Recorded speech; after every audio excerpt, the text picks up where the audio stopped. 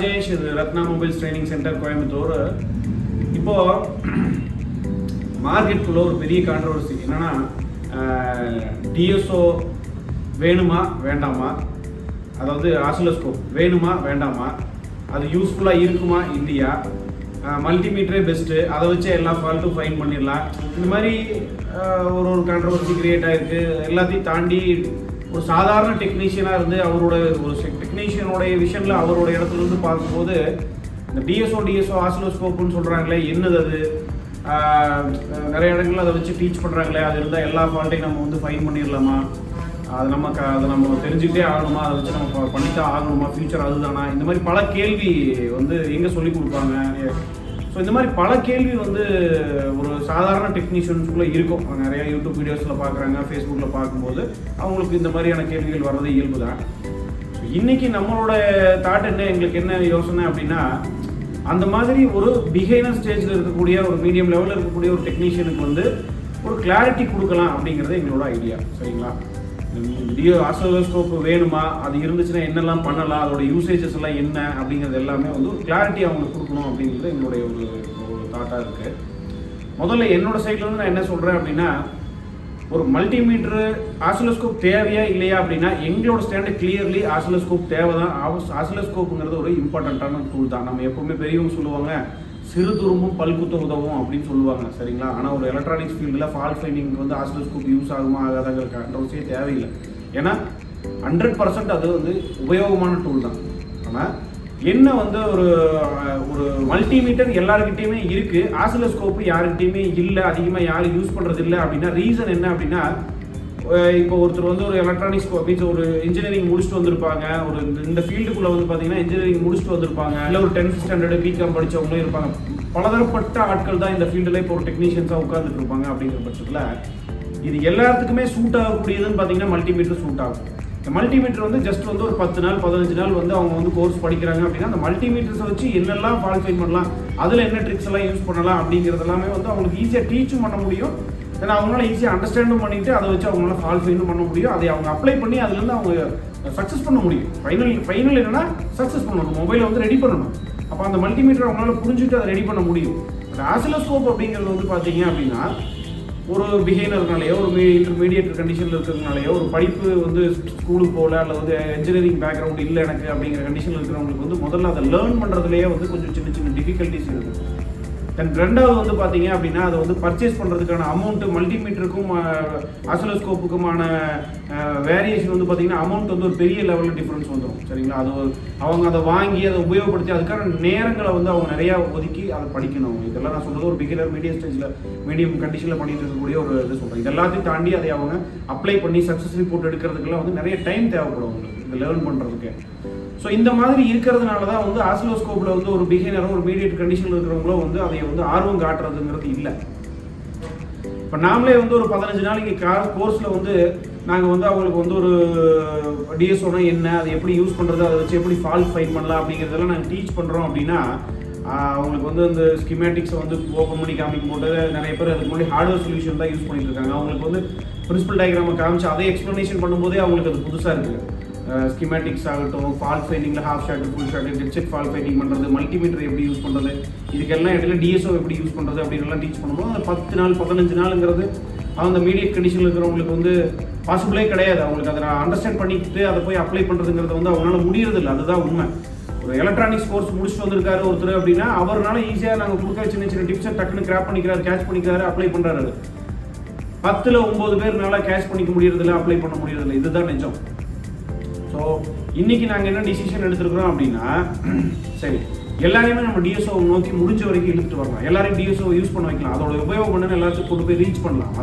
அது யாரெல்லாம் வந்து வாங்கி வச்சுருக்காங்க, சும்மா வச்சுருக்காங்க, இல்லை வாங்காமல் இருக்காங்க, அவங்களுக்கெல்லாம் வந்து முதல்ல டிஎஸ்ஓனா என்னங்கிறது தமிழ்நாடு பொறுத்த வரைக்கும் நம்ம வந்து ஒரு கிளாரிட்டி கொடுக்கலாம் அப்படிங்கிற ஒரு ஐடியா எங்களுக்கு இன்றைக்கி வந்திருக்கு. அதுக்காக தான் வந்து இன்றைக்கி ஒரு பிளேலிஸ்ட் கிரியேட் பண்ணி அதில் டிஎஸ்ஓ சம்மந்தமான வீடியோஸை மட்டும் நம்ம வந்து காமிச்சாரி உங்களுக்கு வந்து அதை சார்ந்து அதை எப்படி யூஸ் பண்ணலாம், டிஎஸ்ஓனா என்ன, அதை வச்சு எப்படி ஃபால்ட் ஃபைண்ட் பண்ணுறது எல்லாம் லிஸ்ட் பண்ணிடுவாங்க. ஓகேவா? ஒரு டிஎஸ்ஓ யூஸ்ஃபுல்லான டூல் தான். ஒரு மல்டிமீட்டர் செய்கிற வேலையை வந்து மல்டிமீட்டரில் வந்து நீங்கள் வந்து ஃபால்ட் அட்டன் பண்ணாலே வந்து 10ல் 9 செட், இந்த விஷயத்தை நான் சொல்லிடுறேன். ஒரு 10 செட் இருக்குன்னா 10ல் 9 செட்டை வந்து நீங்கள் வந்து மல்டிமீட்டர் இருந்தாலே போதுமானது. எல்லா செட்டும் டிஎஸ்ஓ இருந்தால் தான் பண்ண முடியுமா? இல்லை, மல்டிமீட்டர் இருந்தாலே 10ல் 9 செட்டை ரெடி பண்ணிட முடியும். மல்டிமீட்டரே ஒரு குட்டான டூல் தான், ஈஸி டு யூஸ், எல்லா தரமான ஆட்களும் அதை உபயோகப்படுத்த முடியும். நீங்கள் வந்து இவர் போடுற வீடியோக்களையும் நீங்கள் தொடர்ந்து பாருங்கள், சப்ஸ்கிரைப் பண்ணி வச்சுக்கோங்க. அது எந்த மாதிரி யூஸ் பண்ணலாம், வேணுமா வேண்டாமாங்கிறதுல நீங்கள் முடிவு பண்ணணும், சரிங்களா? எங்களை பொறுத்த வரைக்கும் டிஎஸ்ஓ வந்து ஒரு யூஸ்ஃபுல்லான டூல் தான். மல்டிமீட்டர் செய்யாத சில வேலைகளை டிஎஸ்ஓ பண்ணணும். மல்டிமீட்டரில் கண்டுபிடிக்க முடியாத சில பிரச்சனைகளை டிஎஸ்ஓ வச்சு ஃபால்ஃபைன் பண்ண முடியும். மல்டிமீட்டரே 95% பிரச்சனைகளை சால்வ் பண்ணலாம். சில மாடல்களுக்கு சில பிரச்சனைகளுக்கு டிஎஸ்ஓ தேவைப்படும், சரிங்களா? இதுதான் எங்களோட ஸ்டாண்டு. இப்போ வந்து சார் வந்து உங்களுக்கு வந்து அந்த டிஎஸ்ஓ எப்படி என்னங்கிறத வந்து உங்களுக்கு எக்ஸ்பிளைன் பண்ணுவார். டெமோவுக்கு வந்து உங்களுக்கு சும்மா ஒரு எக்ஸ்ப்ளனேஷனும் ஒரு சாம்சங் ஒன்று எடுத்து வச்சுருக்கோம், M307F வந்து எடுத்து வச்சுருக்கிறோம் டெமோவுக்கு. ஜஸ்ட் ஒரு சின்ன எக்ஸாம்பிள் தான், பெரிய ஒரு விஷயம்லாம் ஒன்றும் சொல்ல போகிறது இல்லை. ஒரு சின்ன எக்ஸாம்பிள் ஷோ பண்ணுறதுக்காக ஒரு செட் எடுத்து வச்சுருக்கோம். அந்த விதத்தில் உங்களுக்கு வந்து இப்போ சார் எக்ஸ்பிளைன் பண்ணுவார் டிஎஸ்ஓ பற்றி ஏதாவது. இப்போ நம்ம டிஎஸ்ஓ அப்படிங்கிறது வந்து பார்த்தோம் அப்படின்னா ரொம்ப பெரிய விஷயமெல்லாம் வந்து எதுவுமே இல்லைங்க. இப்போது ஒரு மல்டிமீட்டர் நம்ம வந்து யூஸ் பண்ணிகிட்டு இருக்கோம் இல்லையா, ஆல்ரெடி வந்து எல்லோரும் மல்டிமீட்டர் வந்து யூஸ் பண்ணிகிட்டு இருக்கோம். அதோடைய ஒரு அட்வான்ஸ்டு வெர்ஷனாக வந்து நம்ம வந்து இதை வந்து சொல்லலாம். இப்போ ஒரு மல்டிமீட்டர் எடுத்துக்கிட்டோம் அப்படின்னா அதோடைய ரீடிங்ஸ் எல்லாமே வந்துட்டு நம்ம ஒரு டிஜிட்டல் நம்பர் ஃபார்மேட்டில் வந்து நம்ம பார்த்துட்டு இருக்கோம் இல்லையா. இது டிஎஸ்ஓ வந்து எடுத்துக்கிட்டோம் அப்படின்னா டிஎஸ்ஓவில் வந்துட்டு அதோடைய என்லார்ஜ் வெர்ஷன், அதாவது வரக்கூடிய ரீடிங்ஸ் எல்லாமே வந்துட்டு ஒரு டிஜிட்டல் கிராஃபில் வந்து நம்ம வந்து பார்ப்போம். ஸோ அந்த வேவ் ஃபார்ம்ஸ் வந்து என்னென்ன மாதிரி இருக்குது, அந்த மாதிரி டீட்டெயில்ஸ் எல்லாமே வந்து கொஞ்சம் எக்ஸ்ட்ராவாக வந்து நம்ம இதில் வந்து பார்ப்போம். இப்போ க்ரியேட் பண்ணக்கூடிய பிளேலிஸ்ட்டில் வந்து பார்த்தீங்க அப்படின்னா ஒரு டிஜிட்டல் ஸ்டோரேஜ் ஆசிலோஸ்கோப், அதாவது டிஎஸ்ஓ வந்துட்டு நம்ம வந்து வாங்கலாம் அப்படிங்கிற ஒரு ஐடியாவில் இருக்கீங்க அப்படின்னா அது வந்து என்ன மாதிரி ஸ்பெசிஃபிகேஷன்ஸ் வந்து நம்ம வந்து பார்த்து வாங்கலாம், அதில் வந்து என்னென்ன டிஃப்ரென்சஸ் வந்து இருக்குது, என்னென்ன ஃபீச்சர்ஸ் வந்து அதில் வந்து நம்ம வந்து முக்கியமாக பார்க்கணும், அதை வந்து எப்படி டீட்டெயில்டாக வந்து யூஸ் பண்ணுறது அப்படிங்கிறது எல்லாமே வந்து பொறுமையாக ஸ்டெப் பை ஸ்டெப்பாக வந்து நம்ம வந்து பார்க்கலாம். ஸோ அடுத்தடுத்த வீடியோஸில் வந்து ஃபாலோ பண்ணிக்கோங்க. சப்ஸ்கிரைப் பண்ணாமல் இருந்தீங்க அப்படின்னா சப்ஸ்கிரைப் பண்ணி வச்சுக்கோங்க. ஸோ இந்த ப்ளேலிஸ்ட்டை வந்து கண்டினியூவாக வந்து பாருங்கள். அடுத்தடுத்த வீடியோஸில் வந்து நிறைய அப்டேட்ஸ் வந்து நம்ம கொடுக்குறோம். இப்போ வந்து ஒரு சின்ன டெஸ்ட் மட்டும் வந்து பண்ணி பார்க்கலாம். ஓகே, இங்கே இது வந்து M307F மதர் போர்டு. இந்த M307F மதர் போர்டில் இந்த இடத்துல பார்த்தீங்கன்னா பவர் ஐசி பக்கத்தில் இங்கே ஒரு கிறிஸ்டல் இருக்குது, இங்கே ஒரு கிறிஸ்டல் இருக்குது, சரிங்களா? இந்த கிறிஸ்டல் வந்து 32 kHz வேல்யூ வந்து ப்ரொடியூஸ் பண்ணக்கூடிய ஒரு கிறிஸ்டல். இது வந்து 26 MHz வேல்யூ வரக்கூடிய ஒரு கிறிஸ்டல், சரியா? இப்போ இந்த ரெண்டு கிறிஸ்டலையும் நம்ம வந்து மல்டிமீட்டரில் செக் பண்ணோம் அப்படின்னா இதுலேருந்து நீங்கள் ஒரு 1.8 வோல்டேஜை செக் பண்ண முடியும். இதுலேருந்து ஒரு 0.600 to 700 வோல்டேஜ் வந்து செக் பண்ண முடியும். ஜஸ்ட் வோல்டேஜாக நம்ம வந்து மல்டிமீட்டரில் செக் பண்ண முடியும். அப்போது அந்த கிறிஸ்டலில் வோல்டேஜ் வருது, பட் நமக்கு அந்த ஃப்ரீக்வன்சி 32 kHz வேல்யூ வருதா, 26 MHz வேல்யூ வருதா வரலையா, கிறிஸ்டல் ஒர்க்கிங்கா இல்லையாங்கிறத நம்ம எப்படி செக் பண்ணுறது அப்படிங்கிறது வந்து மல்டிமீட்டரில் பாசிபிள் கிடையாது. ஸோ ஆசிலோஸ்கோப்பில் நம்ம செக் பண்ணும்போது எந்த மாதிரி டீட்டெயில்ஸ் அதில் கிடைக்கும் அப்படிங்கிறத நம்ம இங்கே இப்போ வந்து நான் லைவாக காட்டுறேன். நீங்கள் ஆசிலோஸ்கோப்பை வந்து நீங்கள் ஃபாலோ பண்ணுங்கள். ஓகே,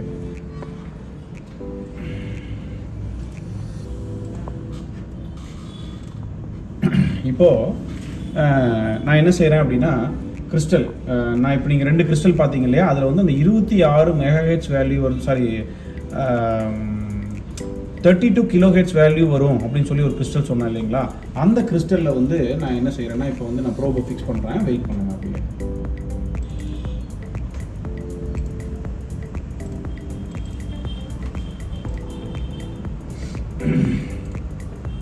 இப்போது நான் என்ன செய்கிறேன்னாக்கா கிறிஸ்டல் வந்து ஃபஸ்ட்டு கிறிஸ்டல், அதாவது 32 kHz வேல்யூ ஜென்ரேட் பண்ணக்கூடிய ஒரு கிறிஸ்டலில் வந்துட்டு நான் இப்போ ப்ரோபை ப்ளேஸ் பண்ணுறேன், சரியா? ப்ரோபை ப்ளேஸ் பண்ணுறேன். இது வந்து கொஞ்சம் சால்டர் பண்ணலை, கிரிட்டிக்கலான இடமா இருந்ததால் பேட்டரி நான் இப்போது கனெக்ட் பண்ணுறேன், சரியா?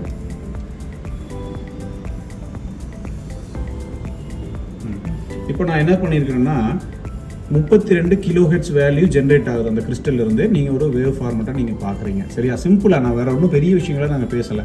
இப்போ நான் என்ன செய்கிறேன்னா ஜஸ்ட்டு பேட்டரியை டிஸ்கனெக்ட் பண்ணுறேன். பேட்டரியை டிஸ்கனெக்ட் மட்டும் பண்ணுறேன்.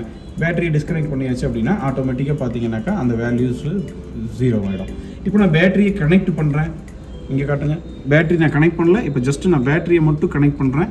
கனெக்ட் பண்ண உடனே என்ன ஆகுது, வேவ் ஃபார்மட் கிரியேட் ஆயிரும். அதாவது 32 கிலோ ஹெர்ட்ஸ் ப்ரொடியூஸ் ஆக ஆரம்பிச்சிடும். இப்போ கிறிஸ்டல் வந்துட்டு ப்ராப்பராக வந்து ஃபங்க்ஷன் ஆகுது அப்படிங்கிறது வந்துட்டு இந்த ஒரு சிக்னல் மூலமாக வந்து நம்ம தெரிஞ்சுக்கலாம். சேம் டைம் எவ்வளோ ஃப்ரீக்வன்சி வந்து ஜென்ரேட் ஆகிட்டு இருக்கு அப்படிங்கிறதும் இந்த டிஸ்பிளேல வந்து நம்ம வந்து பார்த்துக்கலாம். பட் மல்டிமீட்டர் எடுத்துக்கிட்டிங்க அப்படின்னா இந்த ரீடிங்ஸை வந்து நம்ம அதில் வந்து பார்க்க முடியாது இல்லையா? இப்போ இன்னொன்று நீங்கள் புரிஞ்சுக்க வேண்டியது என்னென்னா, செட்டு ஆன் பண்ணலை, நான் வந்து பேட்டரியை மட்டும்தான் கனெக்ட் பண்ணியிருக்கிறேன். பேட்டரியை கனெக்ட் பண்ண உடனேயுமே 32 கிலோ ஹெர்ட்ஸ் வந்து ஒரு கிறிஸ்டல்லேருந்து ஜென்ரேட் ஆக ஆரம்பிச்சிருச்சு. இந்த லைன் ஆல்வேஸ் ஆன்லைன். ஆல்வேஸ் நீங்கள் பேட்டரியை கனெக்ட் பண்ணீங்கனாலே போதும், செட்டு ஆன்ல இருக்க வேண்டிய அவசியம் இல்லை. எப்போவுமே இந்த கிறிஸ்டல் வந்து 32 கிலோ ஹெர்ட்ஸ் வந்து ப்ரொடியூஸ் பண்ணிக்கிட்டே இருக்கும். அதுதான் நான் சொல்கிறேன். நீங்கள் பேட்டரி கனெக்ட் பண்ணால் 32 கிரியேட் ஆக ஆரம்பிச்சிடும். செட்டு ஆன்ல இருக்க வேண்டிய அவசியம் இல்லை. சரிங்களா? அதே நான் என்ன செய்கிறேன்னா, இன்னொரு அடுத்த கிறிஸ்டலில் வைக்கிறேன். அதாவது 26 மெகாஹெர்ட்ஸ் கிறிஸ்டலில் நான் இப்போ ப்ரோப் ப்ளேஸ் பண்ணுறேன். ஸ்க்ரீனில் பாருங்கள். இதோ இந்த 26 மெகாஹெர்ட்ஸ் கிறிஸ்டலில் வந்து நான் என்ன பண்ணியிருக்கிறேன்னா, இங்கேருந்து ஒரு ஒயர் மட்டும் எடுத்துகிட்டு வந்து நான் இங்கே அடிச்சு வச்சிருக்கிறேன். ஈஸியாக செக் பண்ணுறதுக்காக நான் அதில் இப்போ ப்ளேஸ் பண்ணுறேன். இப்போ நான் அதில் வந்து நான் ப்ரோபை வச்ச உடனே பார்த்தீங்கன்னாக்கா எந்த வேல்யூஸுமே இங்கே ரீட் ஆயிருக்காது, எந்த வேல்யூஸுமே வராது. பட் நான் இப்போ என்ன செய்ய போகிறேன்னா, பவர் பட்டனை ப்ரெஸ் பண்ணுறேன். பவர் பட்டனை அங்கே காட்டுங்க. நான் பவர் பட்டனை ப்ரெஸ் பண்ணுறேன். பவர் பட்டனை ப்ரெஸ் பண்ண உடனேயும் சேஞ்ச் ஆயிடுச்சு. என்ன சேஞ்ச் ஆயிடுச்சுங்கிறது இங்கே பாருங்கள். 26 மெகாஹெர்ட்ஸ் வேல்யூ ஜென்ரேட் ஆக ஆரம்பிச்சிருச்சு. இப்போ செட்டு ஆன் ஆகிட்டு இருக்கு. சரியா? இப்போ இந்த இடத்துல நீங்கள் என்ன தெரிஞ்சுக்கணும்னா, first crystal 32 kilo hertz value generate பண்ணது அது ப்ராப்பராக தான் வேலை செய்யுது. பேட்டரி கனெக்ட் பண்ண உடனே ஆன் ஆயிடுச்சு. செகண்ட் கிறிஸ்டல் பவர் பட்டனை ப்ரெஸ் பண்ணும்போது 26 மெகாஹெர்ட்ஸ் வேல்யூ ஜென்ரேட் பண்ணுச்சு. இதுவும் ப்ராப்பராக வேலை செய்யுது. இந்த ரெண்டையும் நான் மல்டிமீட்டரில் செக் பண்ணேன் அப்படின்னா, ஒன்று 32 கிலோ ஹெர்ட்ஸ் வேல்யூ வரதுல வந்து 1.8 வோல்டேஜும் 26 மெகாஹெர்ட்ஸ் வரதுல வந்து 0.600 or 700 மில்லி வோல்டேஜ். அதாவது இந்த வோல்டேஜை வந்து இங்கே வர இந்த வோல்டேஜை நம்ம வந்து பார்க்க முடியும். அவ்வளோதான். இங்கே ஜூம் இங்கே பக்கத்தில் வாங்க. ஓகே, இந்த வோல்டேஜை மட்டும்தான் நீங்கள் மெஷர் பண்ண முடியும் மல்டிமீட்டரில். டிஎஸ்ஓ இருக்கிறதுனால தான் இப்போ நம்ம வந்து இந்த வேல்யூவை ப்ராப்பராக செக் பண்ண முடியும். சரிங்களா? இப்போ நான் இப்போ இந்த ரெண்டுக்குமான வித்தியாசம், மல்டிமீட்டராக இருந்ததுன்னா ஜஸ்ட் வோல்டேஜ், அசிலோஸ்கோப்பாக இருந்ததுன்னா நம்ம வந்து ஒரு வேவ் ஃபார்மட் ப்ளஸ் கிறிஸ்டலில் எவ்வளோ ஹெர்ட்ஸ் வேல்யூ ஜென்ரேட் ஆகுது, இந்த ரெண்டு விஷயத்தை நீங்கள் கிளியராக பார்க்கணும். ஒருவேளை உங்ககிட்ட ஒரு டெட் செட் வந்துருக்கு, இப்போ இந்த செட்டே உங்ககிட்ட டெட்டில் வந்துருக்குன்னு வச்சுக்கோங்களேன். நீங்கள் அந்த டெட் செட்டை வந்து ஃபால்ட் ஃபைன் பண்ணும்போது கிறிஸ்டல் நல்லா இருக்கா இல்லையான்னு நீங்கள் செக் பண்ணணும். அப்படின்னா உங்ககிட்ட மல்டிமீட்டர் மட்டும் இருந்துச்சுன்னா நீங்கள் கிறிஸ்டலில் வோல்டேஜ் வருதா வரலையான்னு பார்க்கலாம்.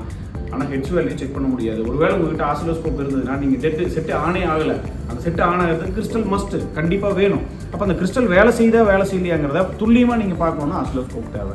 இந்த மாதிரி இது வந்து ரொம்ப சின்ன ஒரு பேசிக்கான ஒரு எக்ஸ்ப்ளனேஷன் தான் இப்போ உங்களுக்கு கொடுத்துருக்குறேன். வீடியோக்காக சும்மா இப்போ டக்குன்னு எடுத்து உடனே பண்ணது. இது மாதிரி நிறைய, இது வந்து ஈஸியாக எல்லாருக்கும் புரியுங்கிறதுக்காக நான் இப்போ சொன்னது. ஸோ இந்த மாதிரி நிறைய விஷயங்கள் நீங்கள் ஆசிலோஸ்கோப் மூலமாக எடுக்க முடியும், கற்றுக்க முடியும், லேர்ன் பண்ண முடியும், அப்ளை பண்ண முடியும். உங்களுக்கு ஆர்வம் இருக்குது, நீங்கள் பார்க்கலாம்னாக்கா தாராளமாக வந்துட்டு சப்ஸ்கிரைப் பண்ணி வச்சுட்டு நோட்டிஃபிகேஷன் வந்துச்சு அப்படின்னா நீங்கள் ஃபாலோ பண்ணுங்கள். உடனே எதையும் மாற்ற முடியாது. கொஞ்சம் கொஞ்சமாக இப்போ ஸ்டார்ட் பண்ணுறவங்க வந்து கொஞ்சம் கொஞ்சமாக இந்த வீடியோஸை ஃபாலோ பண்ணுங்கள். டிஎஸ்ஓ இருந்துச்சுன்னா அப்ளை பண்ணுங்கள். இல்லை வாங்குறதுனா கம்மி ரேட்டுக்கு ஒரு டிஎஸ்ஓ வாங்கிட்டு இந்த வீடியோஸை ஃபாலோ பண்ணுங்கள். அதை அப்ளை பண்ணுங்கள். உங்களோட மொபைலில் அதை வச்சு என்ன நடக்குதுங்கிறத செக் பண்ணுங்கள். கொஞ்ச நாளில் நீங்கள் வந்து ஒரு டிஎஸ்ஓவை ஈஸியாக யூஸ் பண்ண ஆரம்பிச்சு அதை வச்சு உங்களால் ஃபால் ஃபைன் பண்ண முடியும். அதுக்கு மேபி முடிஞ்ச வரைக்கும் எங்கள் சைட்லேருந்து நாங்கள் சப்போர்ட் பண்ணுறோம். எனவே இந்த வீடியோ வந்து ஏதாவது ஒரு சின்ன உபயோகம் உங்களுக்கு இருக்கும் அப்படின்னு நான் நம்புகிறேன். அடுத்தடுத்த வீடியோஸில் காமேஷாரை ஃபாலோ பண்ணுங்கள். உங்களுக்கு நிறைய விஷயங்களை டீச் பண்ணுவார். தேங்க்ஸ் ஃபார் வாட்சிங் ரத்னா மொபைல்ஸ். அடுத்த வீடியோவில் சந்திக்கலாம். பாய்.